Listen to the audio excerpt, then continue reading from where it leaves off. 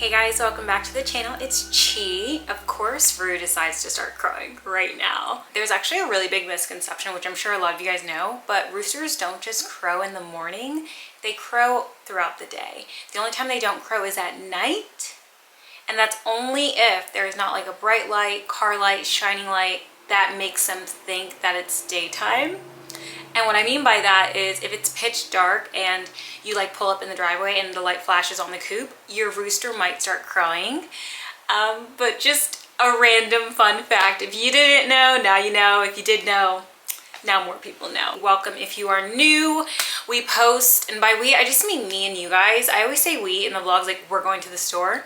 And it's just me and you guys because I feel like we're a package deal, you know what I mean? It's me and my camera, and you guys are on my camera, you know, technically, my internet friends. But we're sitting here because I got some new books. Of course I did. Every other vlog, there is me getting new books, and you know what? No regrets. I'm gonna show you guys the books that I got from Goodwill. I got 5 books from Goodwill, and honestly, I just stopped in randomly one day. I think I was heading somewhere or heading home, so I didn't really go to Goodwill to actually look like I usually do.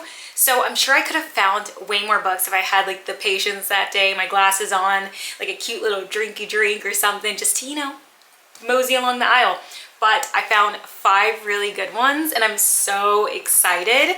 I have so many books, guys. I really need to figure out a bookshelf situation because my current bookshelf is done. Like, she's full, and I have these books that I have some in the bedroom on my like dresser area. I have some on the floor. I have one that I'm reading, which I just started this one like 2 days ago, and I'm like halfway done. It's so good. But yeah, so we have to figure out this book situation eventually. I need a library, guys. I think that's the solution. I need a library. But I'm going to take you guys through these books. The first book I have is called Angels Fall by Nora Roberts.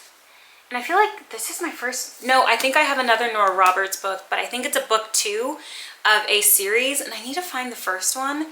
And that's typically why I don't really gear towards series, because I like a one and done book.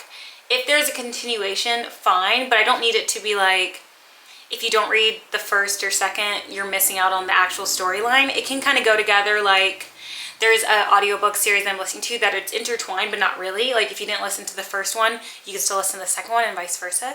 But I just don't really like when they're intertwined like that, or like you have to read one to understand the other. Not really a fan. This one is Angels Fall, and it just says, when a woman witnesses a shocking crime in the mountains of Wyoming, the mystery that unfolds has her doubting what she sees or what she saw with her own eyes.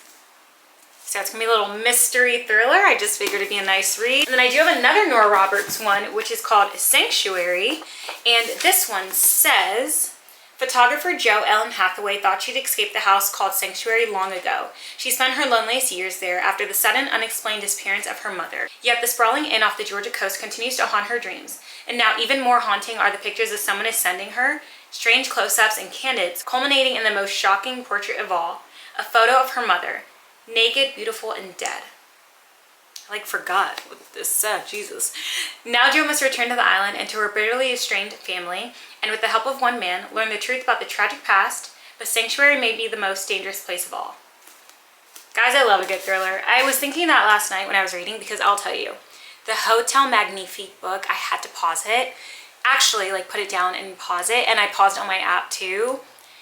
I'm just bored of it, and it's so long for how boring I find it. Because it's 400 pages, and I feel like if it was super interesting, I would be all over it, but I just find it really boring. So I paused it to start this one, which I'm actually having a good time reading because it's a thriller, and that's what I just learned about myself. I know I love thrillers, but I realize a thriller can hold my attention no matter what I need to do.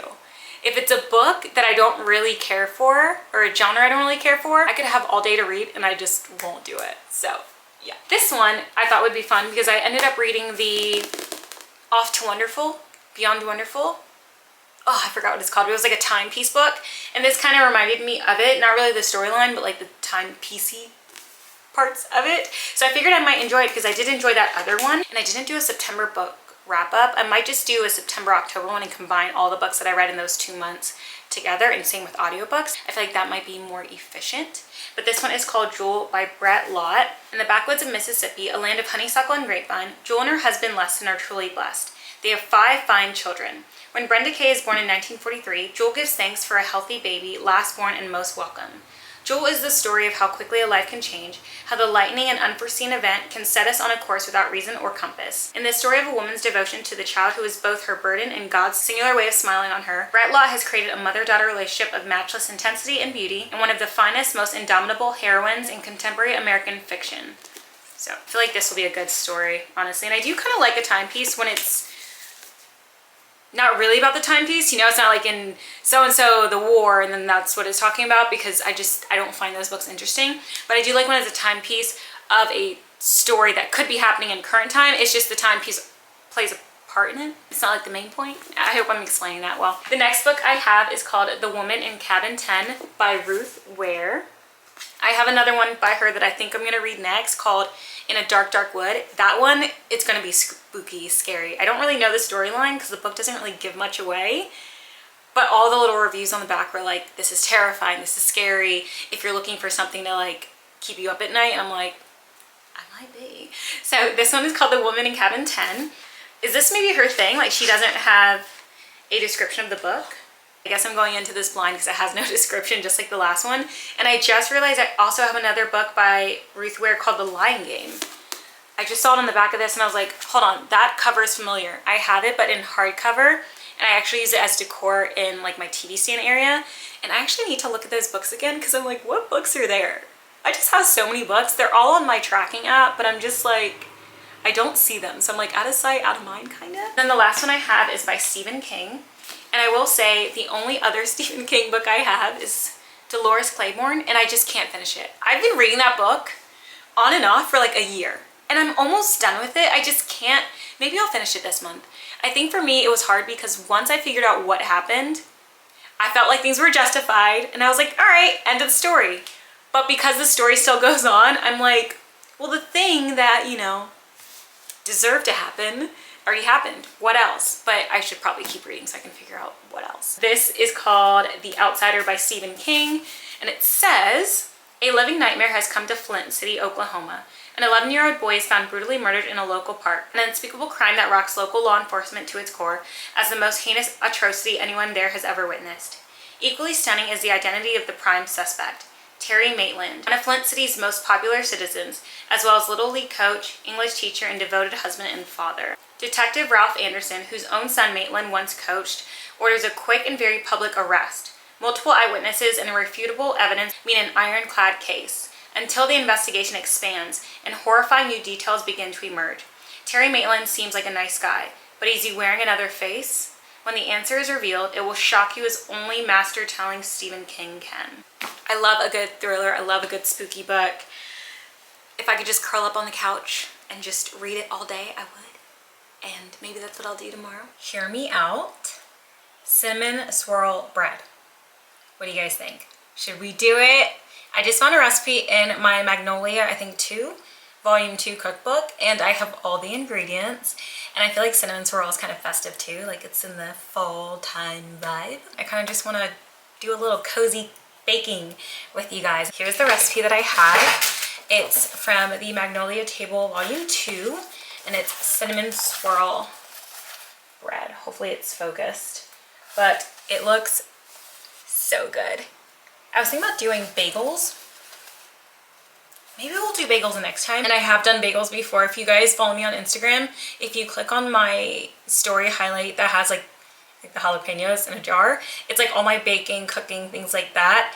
And I have done cinnamon bagels before with cinnamon sugar on top and not cinnamon swirl. Let's do the bread, and then next time I'll actually maybe do a poll, see what you guys want me to do. Should I do like pumpkin spice cake donuts, some type of festive bagel?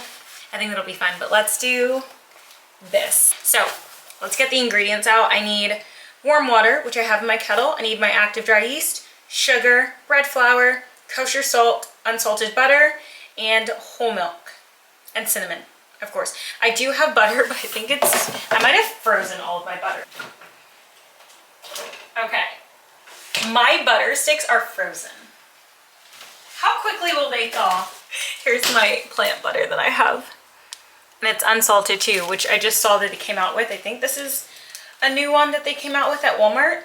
Usually it's like olive oil one that I get in the tub that has sticks, and I think avocado oil. But this one had unsalted, and I was like, okay, we love it for baking. Okay, so it's quite literally frozen. I'm gonna actually leave this outside on my patio table and see what happens. So I have the butter outside, and it's definitely gonna melt, or not melt, but like, you know, warm up. But I froze it because I wasn't sure the next time I was gonna use it, and I could have sworn I had more sticks in the freezer or in the fridge, and I didn't. I have a tub in the fridge and a tub in the freezer. So I'm gonna put this back in the fridge for next time. I don't even know if you guys can see, but I'm wearing like comfy sweatpants. You can't see, but I'm super cozy. I just love hanging out with you guys. I say it so often, or maybe I don't, and I say it to myself a lot, but I just love picking up the camera and vlogging and just hanging out with you guys. It's just so nice. It's like I get to be a homebody and still have like friends. While we have the butter out there getting warm, let's grab my yeast, sugar, and bread flour. And I do have some bread flour down here underneath the oven. That's how I keep like some of my stuff stored away, because I'm in a tiny home. But I have a bin outside, and I did go to Sam's Club because they had a big thing of King Arthur bread flour. I think it was 10 pounds for like $8, $9, which is a steal. The only thing is it's not organic, but I have used that brand before in that exact kind, and it's the same one I have down here, and I really liked it. So I'm gonna grab it. The only thing is, most of my flour, or my whole wheat flour and my all-purpose flour, are in bins. This isn't, because I don't have like the labeling system right now. I just like all of my jars to be unlabeled, as you saw earlier in the video. So I just keep my bread flour in its original bag because I don't want to get it mixed up. So we have the bread flour. Let me grab sugar. And I do need to grab some more sugar next time I'm at the store. But I have my cane sugar. What else do we need? I have my eggs on the counter. Oh no, that is the wrong recipe. The book flip feels like, hold on, zucchini. Zucchini bread. Okay, let me keep this open with something. So we need yeast, sugar, kosher salt. Yeast, I have the sugar. So let's see. Here's my yeast. I keep my yeast in the fridge. And then my kosher salt, I just restocked the other day. Beautiful. I don't know what it is, but kosher salt I have been using kosher salt so much in the last like year than I ever have in my life. Cleaning my cast iron, baking with, it's just amazing. So I have kosher salt, yeast, I need milk. I have my oat milk in the fridge. I'm just gonna leave it in the fridge until I need it. Ground cinnamon, which is here in my drawer. Just organic ground cinnamon from Whole Foods. For activating my yeast, this is the exact recipe I use. It's 1.5 teaspoons of active yeast, which I have over there, 1 teaspoon of cane sugar, and 1/4 cup of warm water at 60 degrees. That is just the perfect recipe that I found, that it perfectly poofs the yeast. It wakes it up, shakes it up, gets it up without killing it. Because I was realizing early on that I was just killing my yeast. I thought my yeast was dead, so I was buying these like little jars of yeast back to back, and I was like, how does yeast die that fast? And I was keeping it in the fridge. I was doing all the tricks to, you know, make it last longer. And then someone commented a while ago, they said, I think your water's too hot. And what I was thinking online when it said make sure that it's 90 degrees or something like that, I had my thing set to 95, 90 degrees on my kettle. It was too hot. I found that 60 is perfect. So what I'm gonna do is poof my yeast right now and let it be rising while I get the dry mixes and everything going. Little bad boy like this. Oh, I missed a little bit. Just making a mess, no big deal. Beautiful. And I am gonna get a little spoon just to whisk it up. You're just gonna give it a good old mix. I'm just gonna let her rise over here somewhere warm, which, I mean, you know, just on the oven top.